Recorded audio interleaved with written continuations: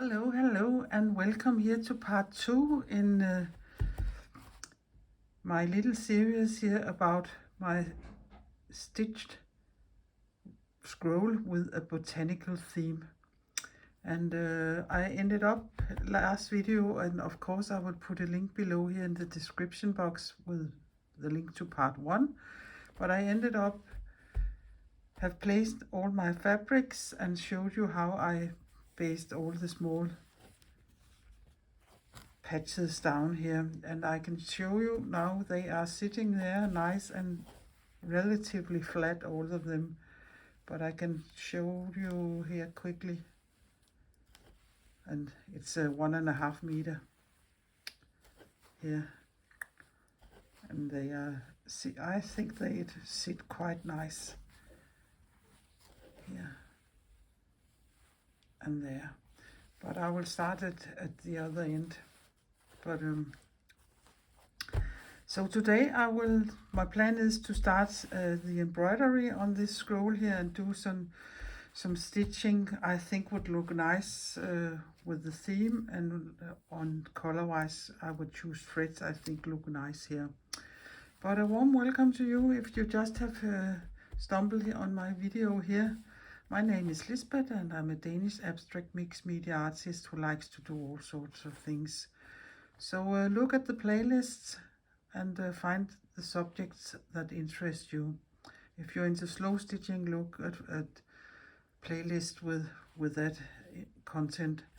And about a year ago I made a small scroll in some other earthy tones, and I will also put a link below here under the video for you so you can look at that. And that is a scroll that is made totally abstract, where here you can see it. The theme is botanical or leaf prints. In the first video there are also some tips how to dye your fabrics in tea or stamping, or some small easy ways to put another color or some patterns on your small fabrics or scraps perhaps, so they don't end up looking the same, all the scraps. But let us get started and see what I can think of today. I am so lucky I have several elderly or older girlfriends, and I'm old too, I know that, but they are older than me, and they are starting cleaning up their spaces, and often they come and say, oh, do you want this fabric, or do you want this thread, or so I have just inherited a lot of pearl cotton from one friend, and you know, Jytte Harborsgaard, the mother of the dogma rule embroidery, or the dogma embroidery, I also inherited a lot of her linen yarns when she died.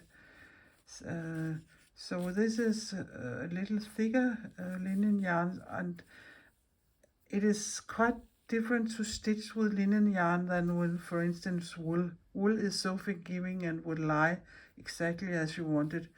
Linen yarn has its own will, so I will see if I can do it with linen. This is some of the Danish brand flower yarns. That is cotton. And I also have my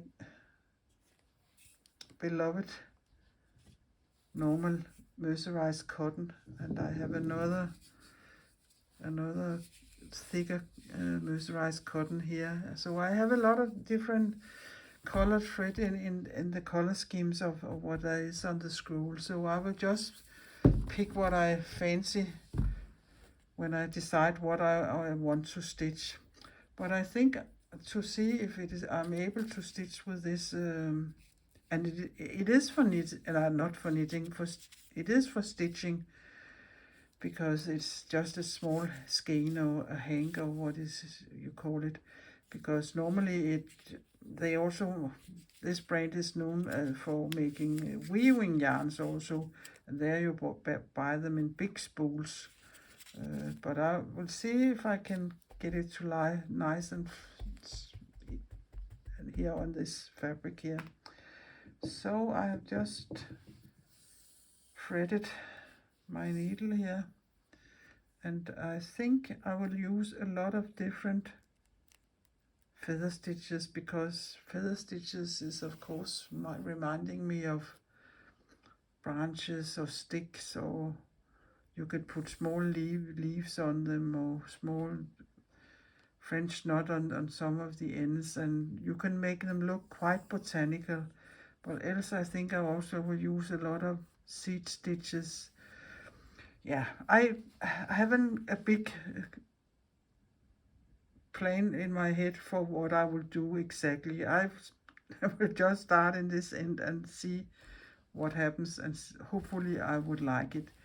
But I think I will start to go just a straight line with quite normal feather stitches down here, so I can go over the overlaps and see if I can get that to look nice. And the feather stitch is a very nice stitch to sew.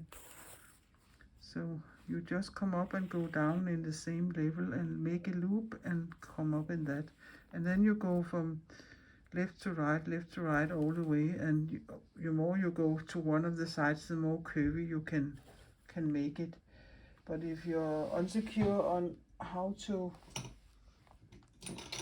if you want a curvy line, you can of course draw a line and sew by that, but I will just eyeball it. It is a little thick thread to use here, but I think when I'm in, it is okay. It looks okay.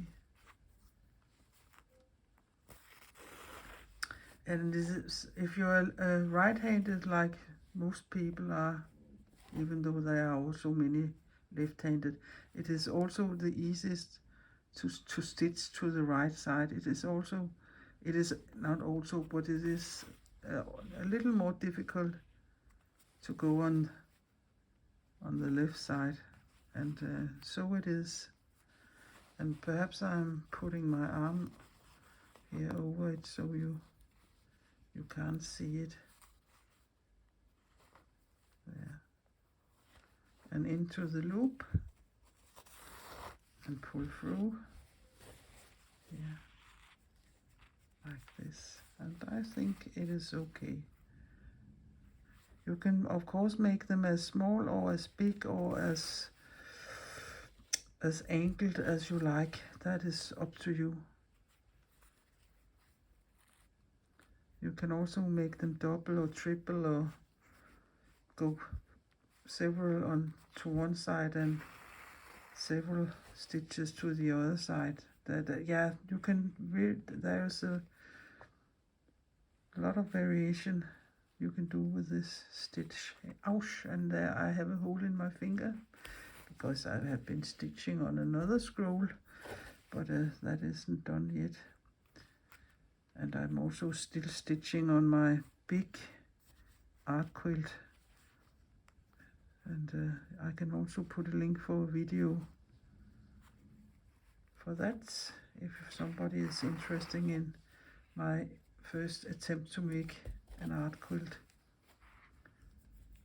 And I don't sew by machine, I sew it all by hand, the quilting by hand. I think when I'm going to mount it, I will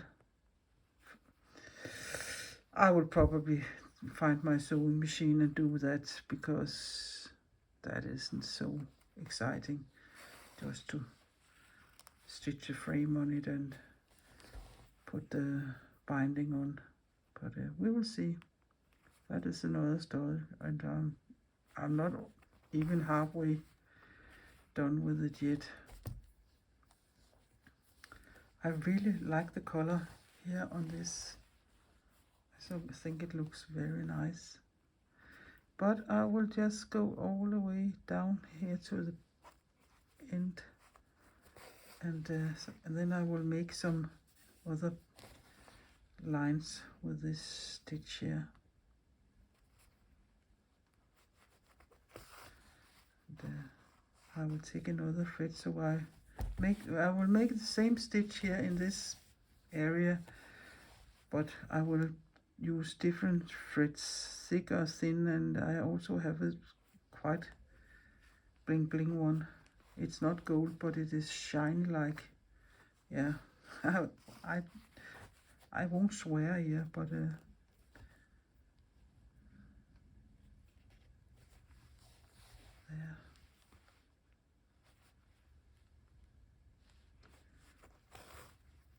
And I think I can squeeze one more in here.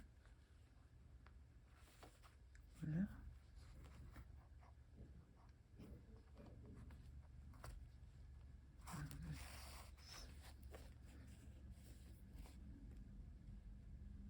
There. And then I will just go on the back side, turn it over, and I will just go in my stitches there.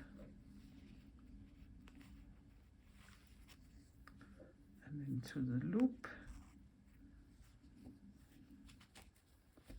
There. And cut that thread off. Now we can take a look at it. Yeah, that is quite nice. So I will change my threads and do a lot of the same stitching here, but I don't think you need to see me do that. Now I think you know how to do that stitch there. Or else you can also look at one of the weeks in the Dogma Rule challenge. There is one of the weeks where we sew the spiral. There I also show you how you make that stitch. Okay, so done with all these feather stitches, and that looks very nice.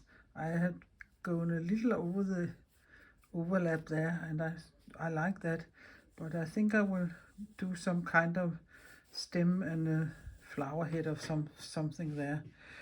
I don't think I will do much about the leaves, but perhaps give it a line in the middle here with stem stitches. And I've just been looking in my big book with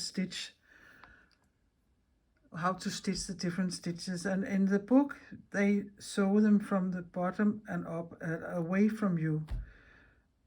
That is not the way I do it. I do it the other way, but I will try to do it as they do in the big books here. So and perhaps in other countries you do it another way. That I think you could achieve the same result no doing it differently. But I have just come up here in the middle of the leaf, and then I go down and come up in the middle here, up, down, and up in the middle. And I know, and I also know it from the way I do it, I should keep my thread in the same size, not put it there and then there and then there. Always keep it on the same side. So then you go up and come up in the hole there. Often I make them much more loose and not come up in the same hole. I can show you when I've done this. I tried it here on another leaf further down the scroll, and mine looks a little different. They don't get so fat or chunky or what you can call it, but the line is not so, you can't call this thick, but yeah, I think you can see the difference when I'm show you in a minute.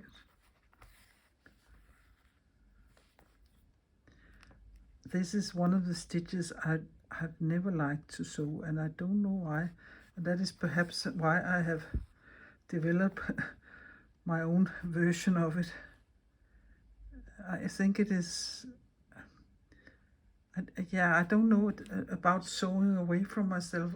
Most of all the other things I sew is sewing against myself. But again, I know many of you probably sew away from yourself. But do it the way you have learned it or you like to do it. There isn't, in my opinion, a rule of that can say you have to do it like this. That was in the old days with the black school.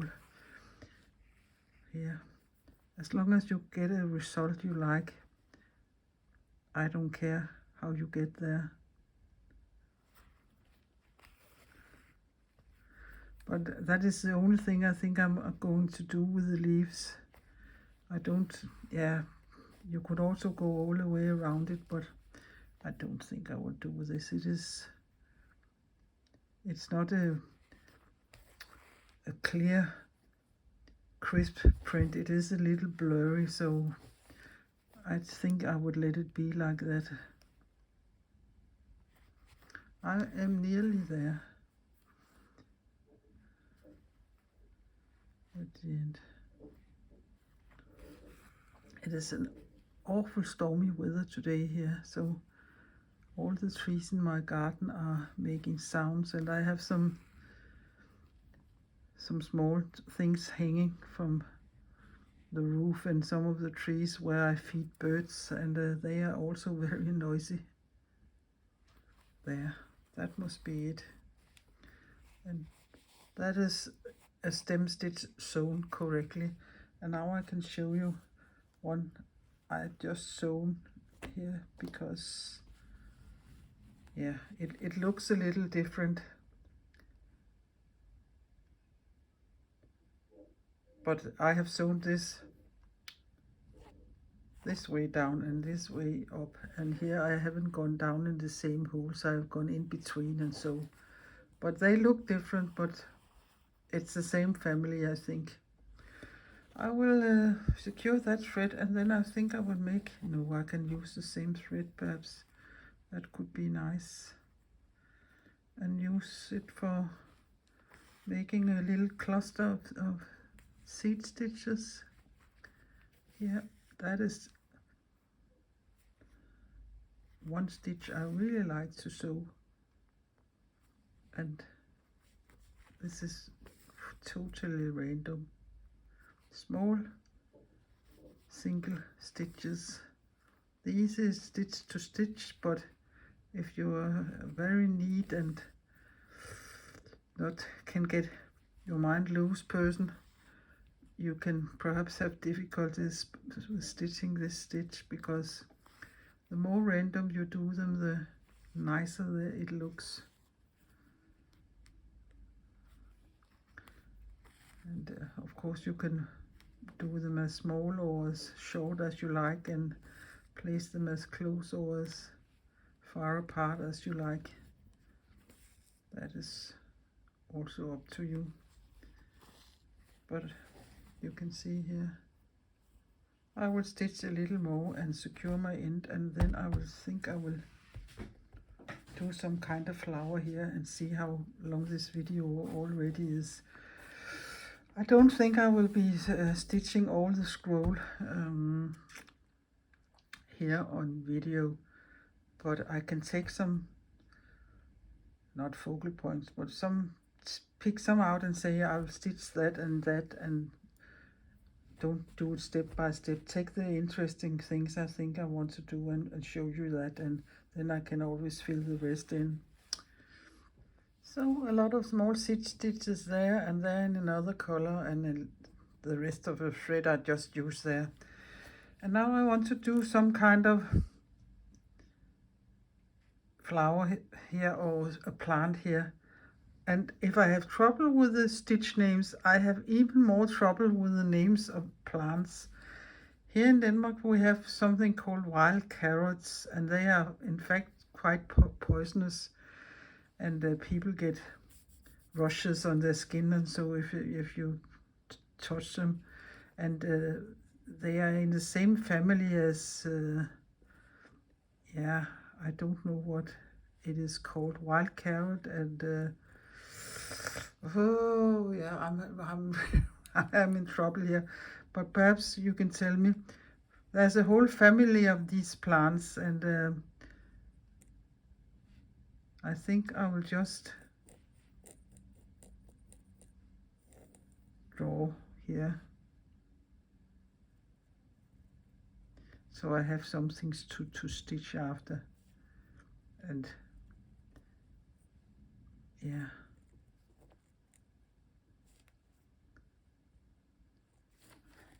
perhaps you can't see it, but I can see it, and that is the most important thing.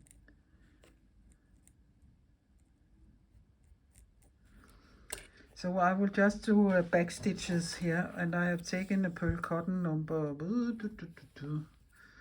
Let me see here. That is another thing. One I have got from a friend. Pearl cotton number 8 in a quite dark color. But I will make the first bow here. Not bow. It's not called a bow. A bow is something you put in your hair. I know so much now. A kind of arch or scallop shape.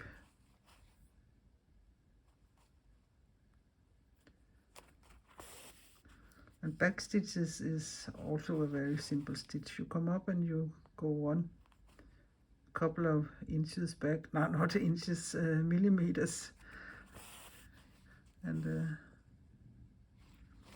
go down in the back. It's the same as when you invisible base here, you just take bigger stitches.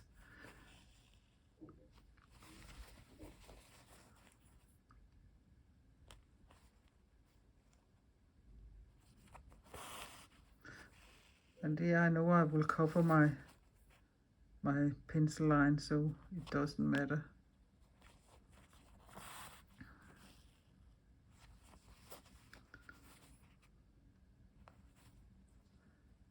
But it is just a fantasy flower, this. I don't think it is correct.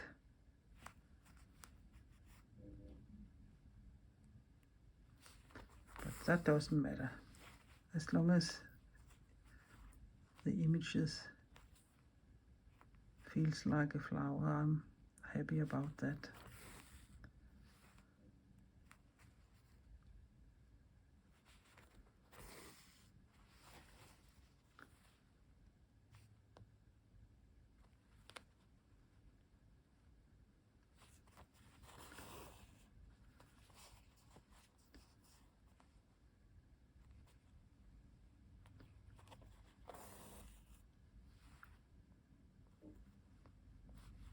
And I know it also would be a little wonky, and I don't mind that either. Nothing is in nature is perfect.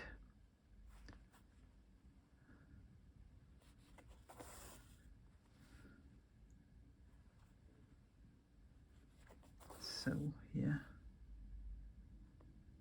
let us see how that looks. Yeah.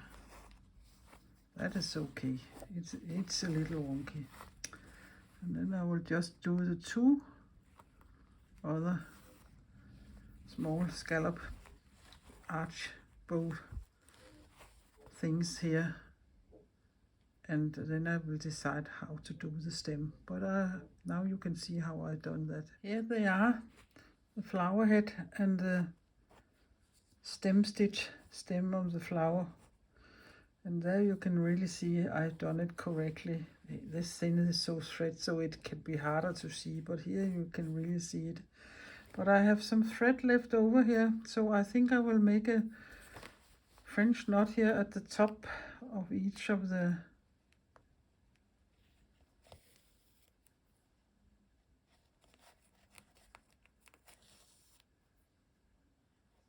I don't know what to call them.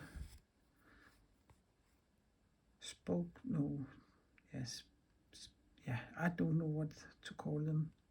But the end of all this 7 dark green here. So French knot, you come up, and then you take your thumb and your index finger on your right hand.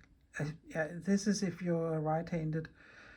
And then you take with your left hand and keep the tension here on the thread, and then you go under the thread and turn it as many times as you like. And here I will turn it 4 times, Keep the tension on the thread with your thumb and go down in nearly the same hole as you came up in, and carefully pull your thread through. Don't rush it. Often you can get kinks and knots on your thread, and that isn't very smart to have when you're doing French knot. 1, 2, 3, 4. And keep the tension and go down in the nearly the same hole. Yeah, and in using the best needle, I'm using a chenille needle, and there's a, I don't know if you can see it, but it has a bigger head. It is good to have a needle when you're doing French knots and bullion knots and these kinds of stitches, to have a needle where you have a big eye but a long eye, where the stem here of the needle is the same here. You can feel it with your finger. You reach the eye and then it is bigger. But don't turn this around so tight so you can't pull it through, and then I think you will manage. I can do it. So, oh, that was the wrong. Yeah, and now there is nothing else to do than to pick it up. You can't save that. So on the back here, and pick that thread out here, there, and I can secure it afterwards, and then it is just starting all over. It is typical I'm making mistakes when I'm talking a lot and concentrating on other things, and yeah, so it is. But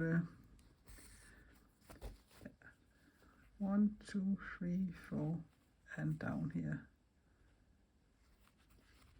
and keep the tension and pull it through. So I will make the last 4 ones also, and then I think I will do a round thing there and see how much time we have left here. So it will be it. I don't want to make a monster long video, but it's taking time, this stitching here, and I always have my doubts how much to stitch or how much to show, or how much do you want to see there. Yeah, that is a $100 question. I personally don't like videos that are sped up. I like to see what is going on, and then have some different clips or of the different things, and not always. I don't have to see, for instance, here, see me sewing all this. I can show you one, and then I can do the other things. But yeah, you can tell me what you like, and I won't promise anything, but I will listen to what you say. So here it is, that fantasy flower of some kind. I have just taken the lid of my glue stick, and then I just draw a line with my pencil. Yeah, I will cover the line so it doesn't matter if you can see it. So on with the lid again so it won't dry out, my glue stick. And then I would make a blanket stitch wheel, I think they are called. That is also one of my favorites. And the way I do it, I come up in the circumference, and then can I see this thread on this here? Yeah, I think I can. Then I go down in the middle, approximately middle, and come up a couple of millimeters from where I come up at the beginning, and every time I go down in the middle, and I go a little ahead here and hit the circle line there. And this is my linen thread, so I'm a little excited to see if it would lie nice and flat,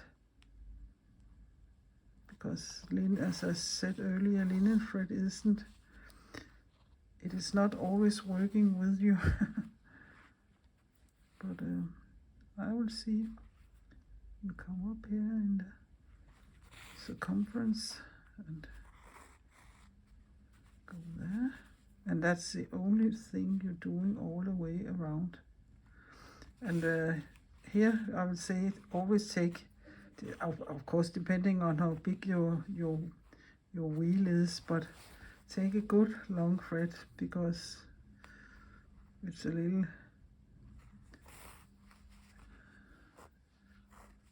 sour if you run out of thread in the middle of the wheel. But of course I know how to change thread in the middle, but if you're new to this, take a long thread. And I have trouble seeing my line here, but I think it is quite fine.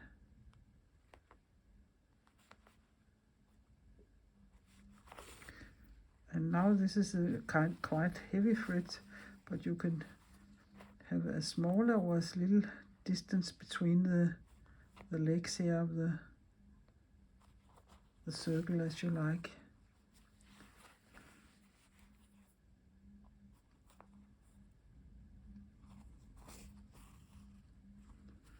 And now I'm hoping I have enough thread. But for me this is a lovely stitch to sew. I really like this, and I like the look of it. And sometimes I'm fully purpose make them totally wonky and don't trace a line before I stitch.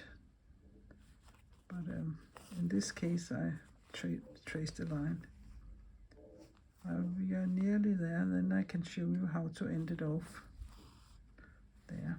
And you can see I'm nearly there, so I go down there again, and I came up in the first place, and I go down in the middle, I come up here in the first place where I started, and that here, and now I just take my thread and go over this leg and down here. And on the back side it has made a lovely star.